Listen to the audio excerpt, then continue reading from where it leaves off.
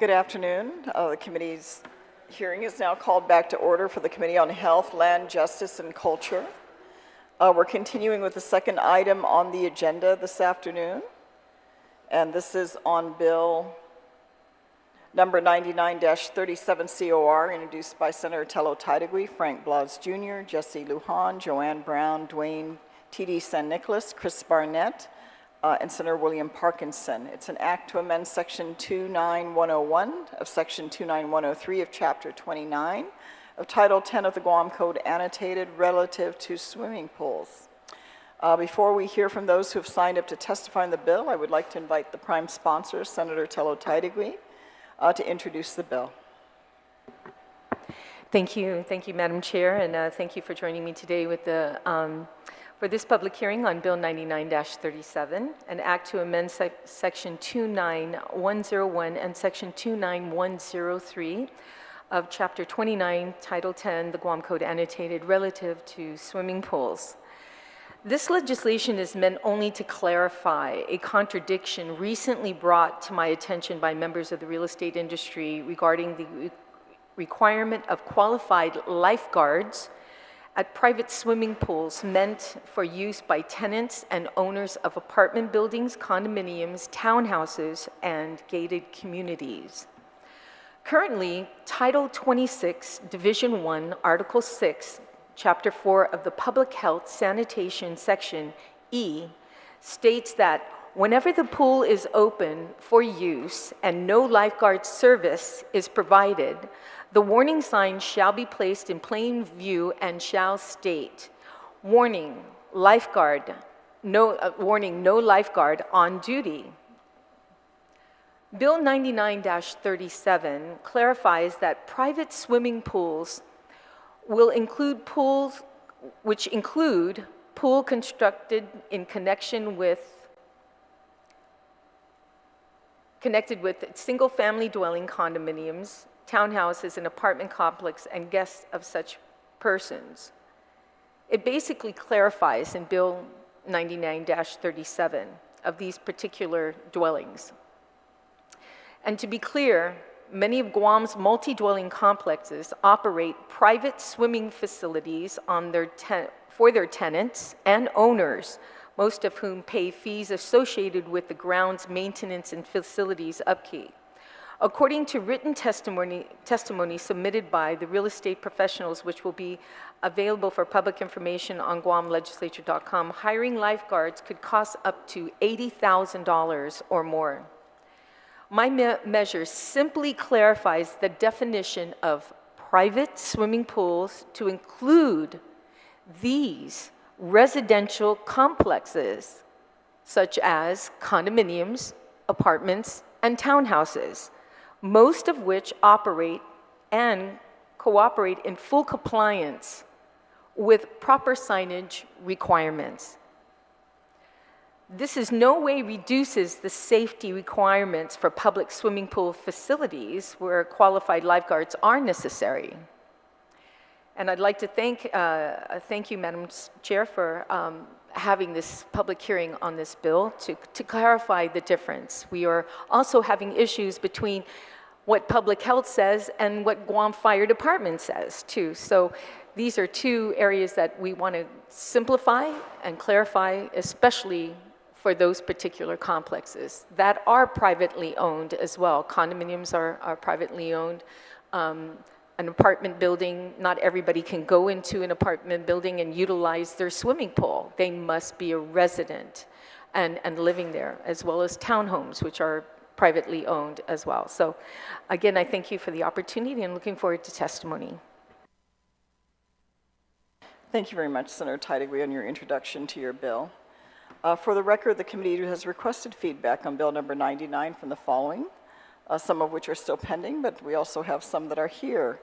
President Mary Rhodes from the Guam Hotel and Restaurant Association, Mr. Warren Pelletier, the Acting Director of the Department of Parks and Recreation, Mr. Jack Hattig, Deputy Director of the Department of Parks and Recreation, and Ms. Peggy Arilao Lagas, the CEO of the Guam Association of Realtors. With that, the committee will now receive testimony on the bill beginning, and the first person we have signed up is Rose Flores from Tumon Horizon Condo, Ms. Mary Rhodes from BHRA, and Mr. Chris Felix from Century 21. If you'll come forth, is there anyone else who would like to testify on this bill? If not, please come forth, and you're welcome to provide your testimony, starting with Ms. Flores.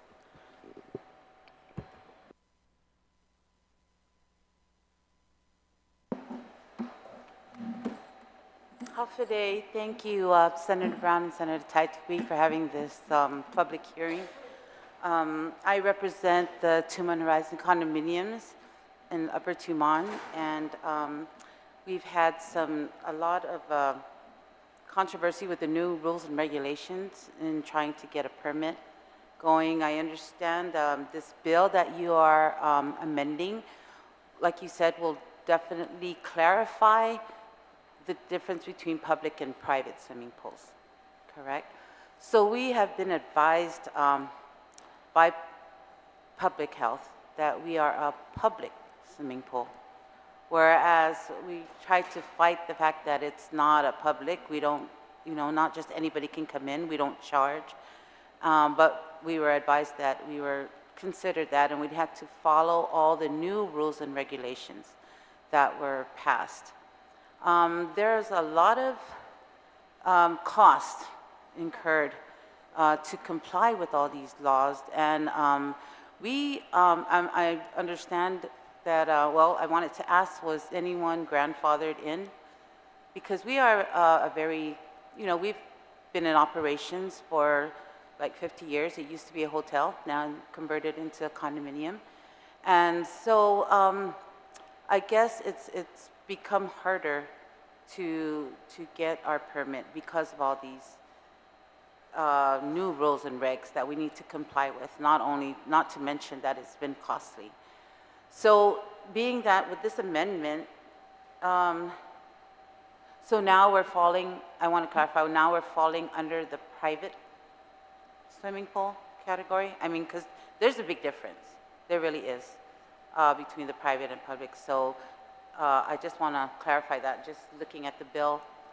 And so that means that all the costs incurred, all the charges may not even have applied to us, although we've already done the process. I mean, from the we had a discussion with public health also about the lifeguards. Anything more than 5 feet deep would require a lifeguard whenever the pool is in operations.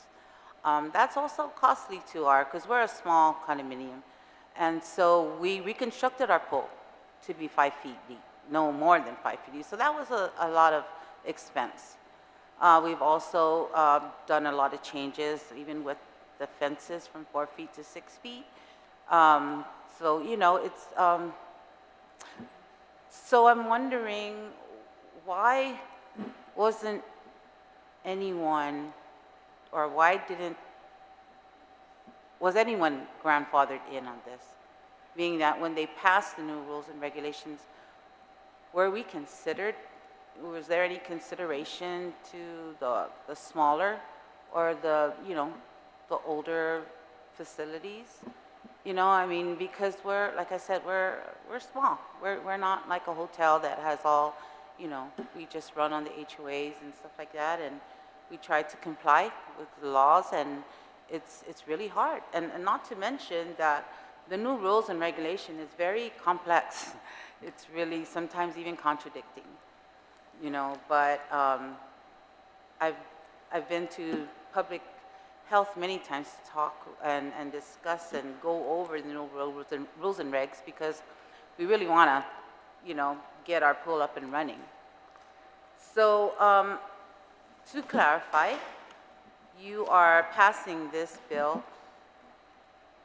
to amend or to clarify what is an actual private and public swimming pool, right? I want to thank you for that, because that's going to help us a lot. It really is. And I know I'm not the only one who has problems with this, with these new regs and rules and regs. I don't know why not many people are here today, but I've heard there are, and so that's why I'm here. I wanted to clarify a lot of things and try and get some answers on why wasn't we weren't we able to grandfather any of these, the old new rules and regulations, being that we were, you know, we've been in operations for a long, long time. So, thank you for having this. I really wish we can discuss more on this issue, because there still is some questions that we have that sometimes even public health is not really sure of the answer. But yet they're saying we need to do it, we have to do it, there's no ifs, ands, or buts, we just need to do it. So that's what we've been doing. But it's been costly. It's been costly. And it's not something that we can fix overnight, you know. And I think there's more that we need to look into in regards to the new rules and regulations. I'm not sure. I mean, I will put a written testimony and submit it, as you know, I was advised I can do right after 10 days of this hearing, so I will. But I really wanted to clarify that, because it's been a huge, difficult task to try and get anywhere with public health to get our permit. Yeah. So I want to thank you for that, at least. So, would you know why they weren't able to grandfather? There wasn't anyone in these new rules and regs? Regarding your grandfather, no, this bill would basically change the law. They just for totally- all apartments, condos, and townhouses. Okay. They just totally changed it. So there's no need to grandfather. Yeah. There's no need to grandfather? No, because the law will be, clear. Yeah. It'll be amended? Yeah. Okay. So with the amendment, that means that it's almost kind of like grandfathering, because we don't have to really, because there's more on the public swimming pool than the private, correct? So No, there's no no. need to grandfather? There's no, take grandfather out of the vocabulary right now. Yeah, okay, yeah, It just, okay. the law will be clear, Yeah. because the law is contradictive. One law says you just need to post a sign up if there's no lifeguard. Right. And one law claims that condos and apartments are considered public. And we're just going to make it clear that condos, townhouses, and apartments are considered private. Okay. Yeah. Okay. And residential. Yeah. Okay. And then who can I go to, like right now, to really, like for the difference in a cleansing shower and a rinse shower? And Oh, that would have to go to public yeah, health. public health. Yeah, okay, well, Well, thank you, Ms. Flores. I appreciate your testimony. You're not the only condo facility that I've heard is actually filling in their pool to reduce the depth yes. to 5 yeah. feet. I'm sure that's quite an undertaking, even though I don't believe we have a public pool operated by the government of Guam operating at the moment. So Right, right. I'd like to recognize our colleague, Senator Roy Canato, who's here this afternoon. Thank you very much for joining us. With that, next we have Ms. Mary Rhodes from GHRA to provide your testimony. And just restate your name for the record. Thank you. Hafaday, thank you, Vice Chairperson, and of course, to the sponsor of the bill, Senator Telo Taitague and Senator Roy Canato. Thank you for being here. Ms. Vice Chair, I would like to just provide a little bit of background on this, only because I think over the years since 2016, when all of this was first introduced, all the way through 18 with the AAA process, I think that some people might not be fully aware that public health did go through this AAA process. And at that time, as president of GHRA, I did actually make a presentation to GAR at one of the meetings that they had to try to get support so we could all provide input. And so we have been able to get some variances and some considerations made for the industry if they compared the original language to what was finally passed in 2019. But with that stated, it's still quite an issue because for those who don't know, 2019, this bill was passed because it had gone through the AAA process and did not go through a vote at the legislature. It passed because of the 90-day time frame, and so the senators at that time did not vote on this. It actually just passed because it met the rules of the AAA process. And I think that's a huge concern, not only for the realtors or the hotels, but also the government of Guam, because there are a couple of things that have happened since 2019 that I think we need to strongly consider. And I appreciate Senator Telo Taitague's explanation of the importance of clarifying the language for this bill alone, because we're not here to really look at the entire rules and regulations, but it would be really great to probably revisit this as a roundtable discussion with public health because of the huge and grave impact, especially the economic impact.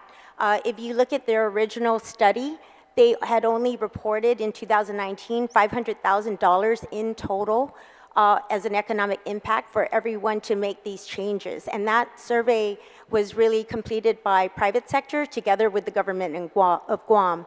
And so I think that the market has changed, construction costs have changed, labor has changed, and these projects wouldn't even qualify with the new H-2B rules with regards to military projects, where we could get workers to even start on these projects. So I think that the situation has changed, the economic climate has changed, and it's only gotten worse.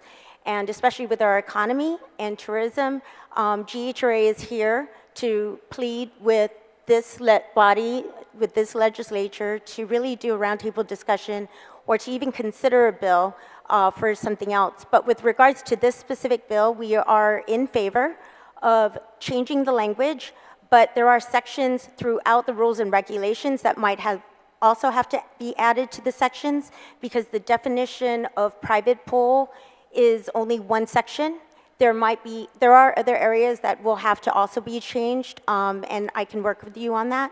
But earlier in the language where you did strike out the definitions, hotels were included in that. And we strongly agree with you with regards to that, because just as much as condominiums and apartments and leasehold places are for short and long-term stays, so are hotels and short-term vacation rentals, Airbnbs. And so with that, we support this bill in the current form it's in, but would like to add additional language where we further define private pools, because the woman from the condominium is correct that public health does not recognize any of the private sector pools as being private. They consider them public because it has open access to other individuals. But if you think about it, public pools are really for community access pools. And hotels are no different from a hotel, condominium, an apartment where they pay a fee to enter. And hotels are extremely restrictive with who accesses the pool. There are security guards, cameras, signs. We even have the required either fencing, whether natural or with actual barriers for entry. And if there is open access, we have staff all over, plus lifeguards and pool attendants, to really monitor and enforce the laws that are within this. But I have to say again that the language, we need to add other areas that define private pools, because hotels, condominiums, apartments, and the like should also be addressed in different sections of the rules and regulations, so we're not caught in a situation like where public health and GFD both have oversight and language that enforce compliance. The difference really primarily between GFD and public health, as the way I understand it, is really with depth and length of the pool, the actual size and depth. And so that's why public health really oversees a certain section versus fire department oversees a certain amount. So there is a distinction between public health and GFD's oversight with regards to enforcement on the law.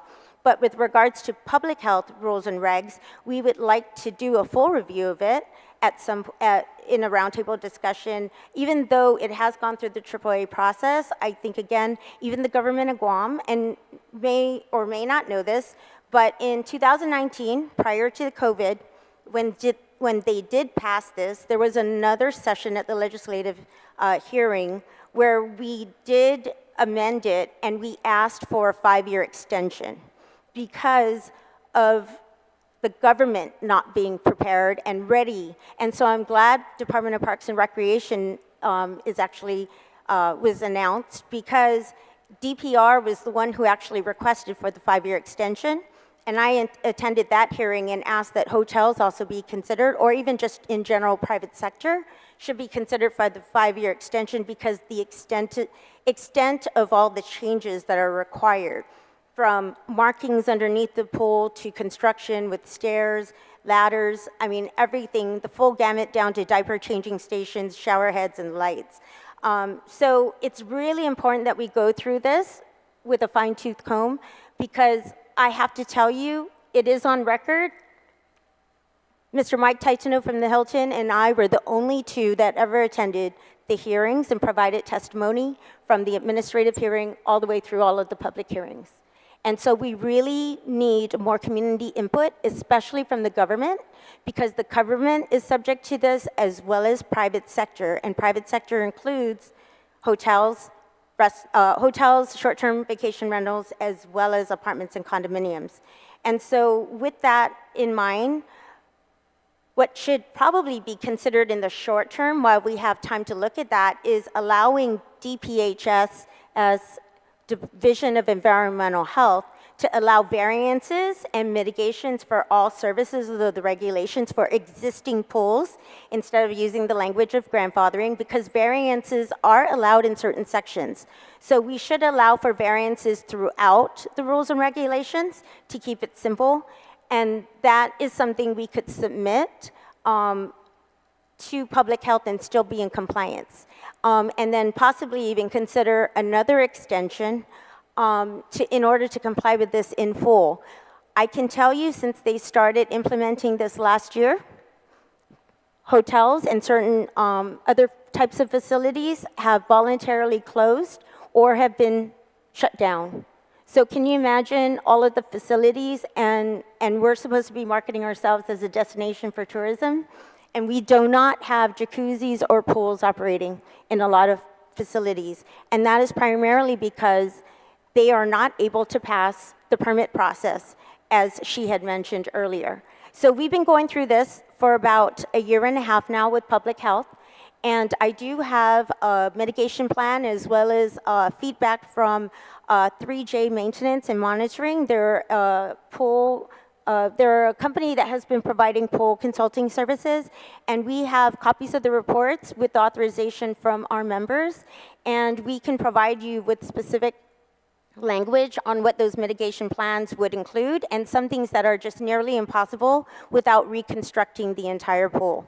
And so again, I think the government has to be concerned about this because the government has to comply, but the legislature has to be concerned about this because it's impacting every type of entity, government as well as private sector, and then the community at large. But back to this, I know you have to stay germane to the bill, and that, again, hotels and short-term vacation rentals were properly removed from the definition of public pools in this bill, but we would like to make sure that hotels are also added to the definition of private pool, since they do charge for use of that space together with the room rental and or just access to the facility. By adding them, these facilities would also, we should also identify the sections that might reference it throughout the rules and regs, and at your convenience, I would love to meet with you and go over the other findings that are outside of this bill. Thank you very much.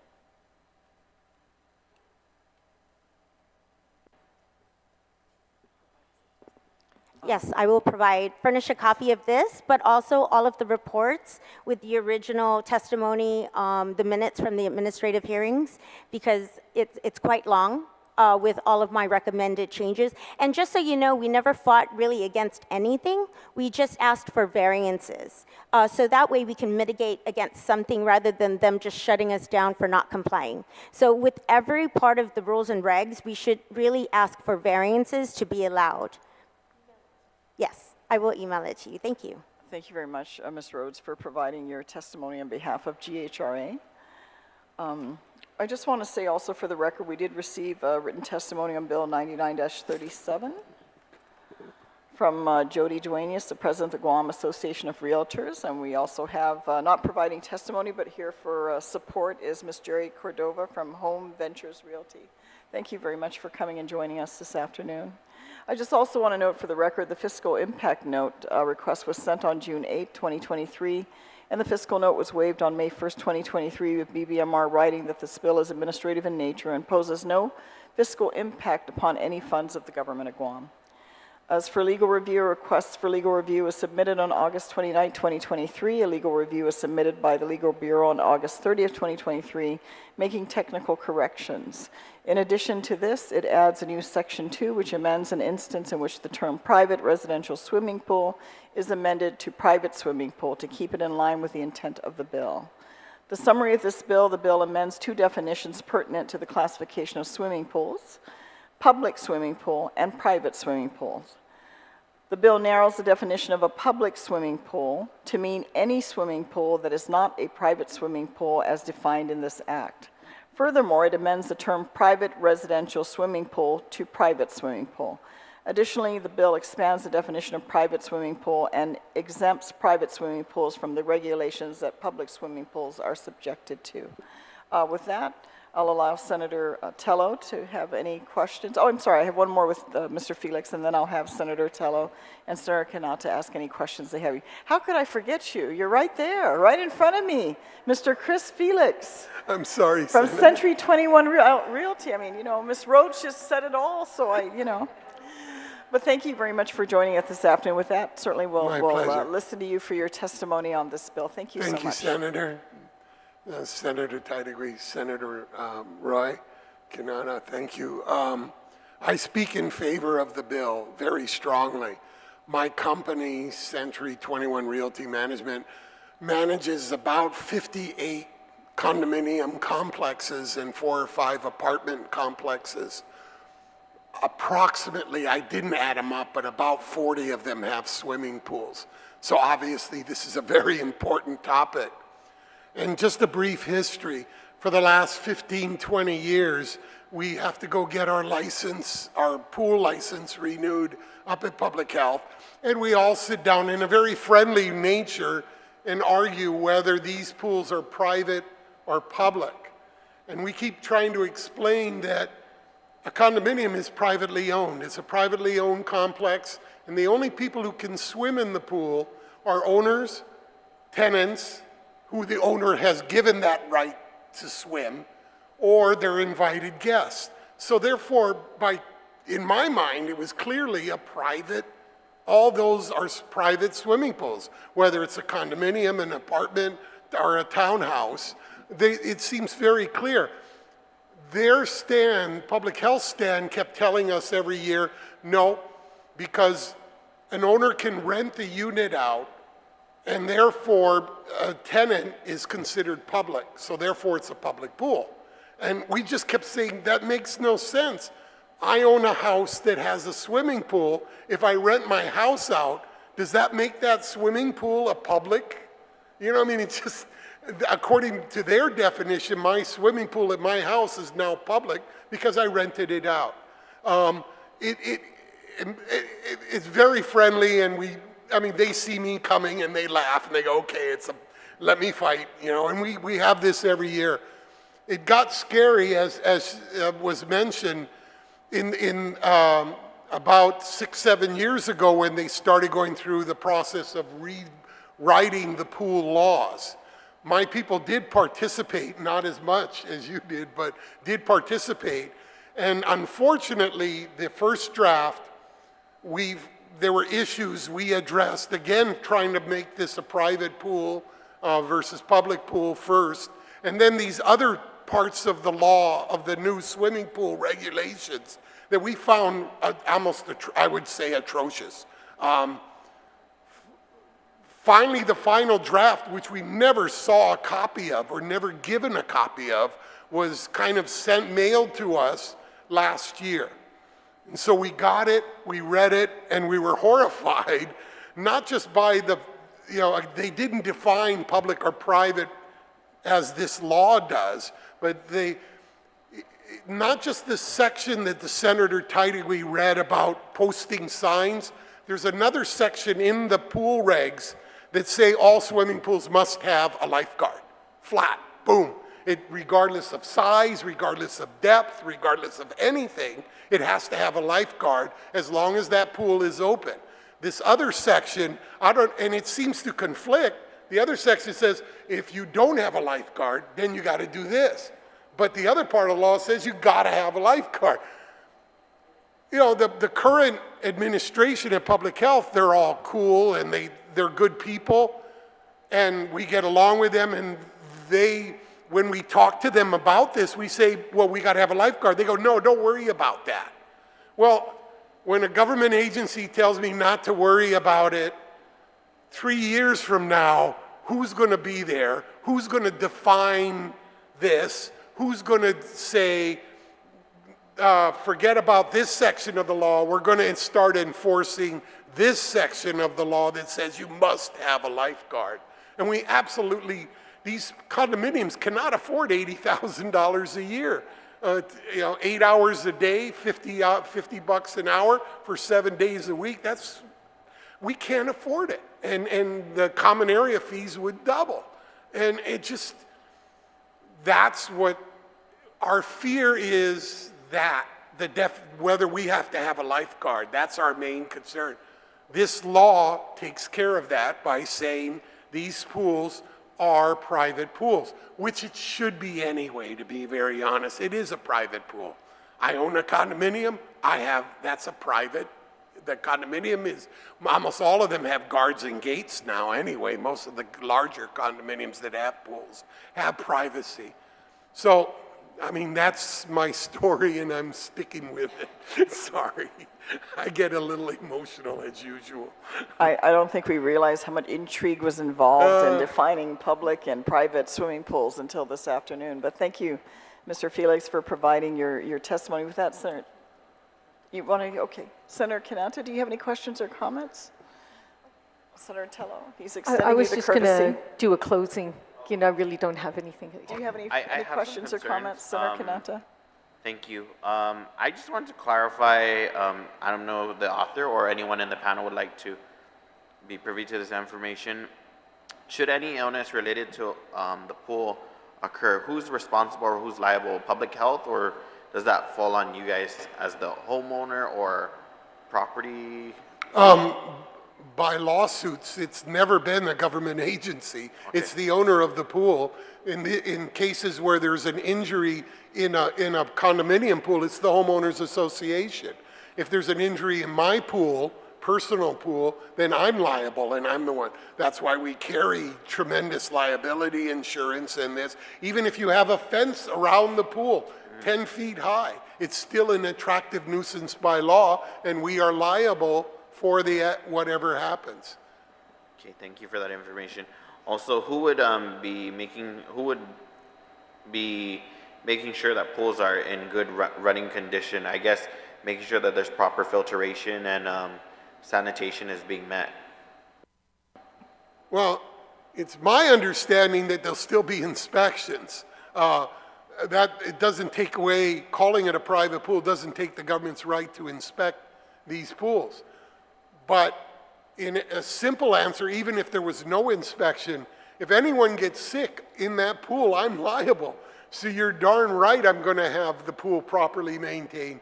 And virtually all of the swimming pools I manage are professionally maintained by swimming pool maintenance companies who come by every week and test and balance the water.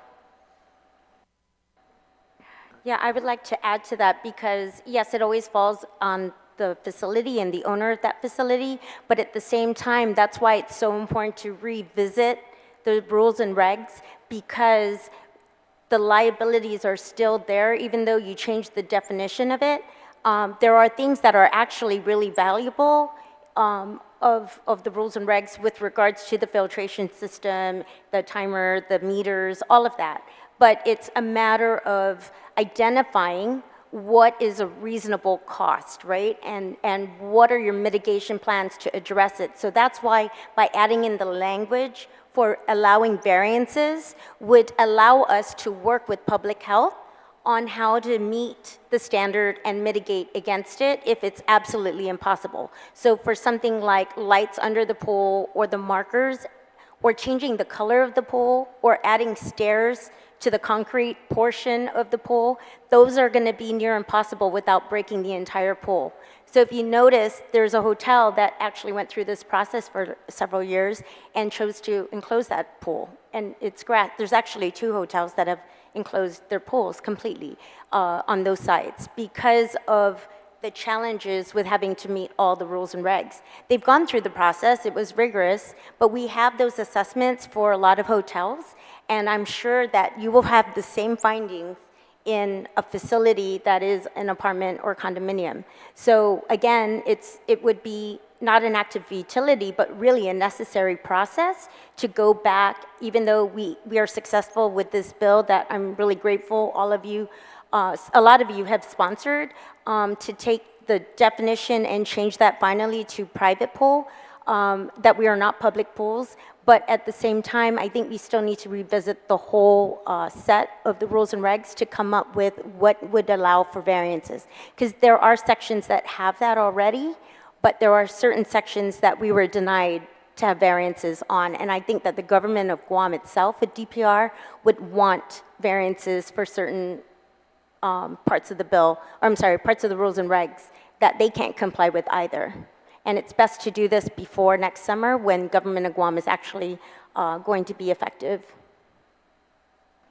Other than that, thank you. I don't have any further questions. Thank you for the panel for being here. Thank you very much, Senator Kanata. With that, Senator Telo, you have some closing statements you want to make at this time, or more you want to add to the record? Yes, I'd like to add to the record. Thank you, Madam Chair, for the opportunity. I just wanted to read into the record, and for the listening audience, the testimony from the Guam Association of Realtors. Jody was supposed to be here, but unfortunately she couldn't make it, and I'd like to read it. Dear Honorable Speaker Therese, on behalf of the 600 members of the Guam Association of Realtors, I would like to speak in favor of Bill 99-37.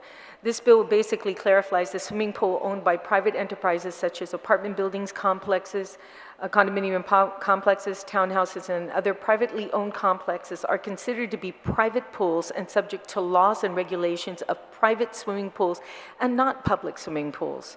Recent revised regulations have required for public swimming pools have some requirements that will force the private pools mentioned above to close their pools permanently due to the huge cost involved of meeting these changes. One of the main changes is the requirement to have full-time lifeguard present at all times the pool is open. Even though other sections seems to soften this requirement, a hard interpretation will require this. Most apartment and condominium pools are open from 8 a.m. to 9 p.m. 7 days a week, or 91 hours a week, or 2,730 hours a month. Our research indicates that the current hourly rate for lifeguards is over $30 per hour, some as high as $50 per hour. This would mean a condominium would have to pay over $80,000 a month to meet this requirement. We have been assured by the current division supervisor of the Guam Department of Public Health that they will not enforce this part of the law. Unfortunately, this does not remove that requirement or future interpretations. By clarifying what already should be, we believe this bill will resolve any current or future problems. In the past, some government officials have thought or claimed that swimming pools owned by apartments or condominiums are not private because some or all of the units rented out to the public, therefore should be considered public, is not true. Only tenants or owners, residents of these pools and their guests can use these pools. It is not open to the public and therefore should be considered private. Also using their theory, then we would have to consider private house pools are rented also public based on this definition if it's rented. Other regulations and health standards that are required for swimming pools parentheses, public and private, are being met and will consider, or, let me read that again. All other regulations and health standards that are required for swimming pools, quote, public or private, are being met and will continue to be met. Cementry C. Jody Dwayne, President of the Guam Association of Realtors. That being said, Madam Chair, I'd like to thank again those who participated. Mary, of course, always being an advocate, for not only the Guam Hotel Restaurant Association, but looking out for other organizations such as GAR, and their interest, what's in their best interest. I do realize a roundtable might be needed, and I do apologize that whoever the body let this lapse into 90 days without having the legislature truly review this and see the implications and the impact that has caused our community for something like this. Right now, I'd like to get this bill through to ensure that, condominiums, townhouses, and apartment buildings are not. But if I can get the speaker, who is the oversight chair, to include hotels, I think it would justify a conversation, with roundtable to incorporate them into this bill. But I would definitely look into it as well. The other one is the way the law was written, or that was placed on the website that everyone has a copy of. To ensure that it is clear and precise, we may have to go, like you said, dig into other areas of the GAR as well as the Guam Code Annotated to make sure it's clear.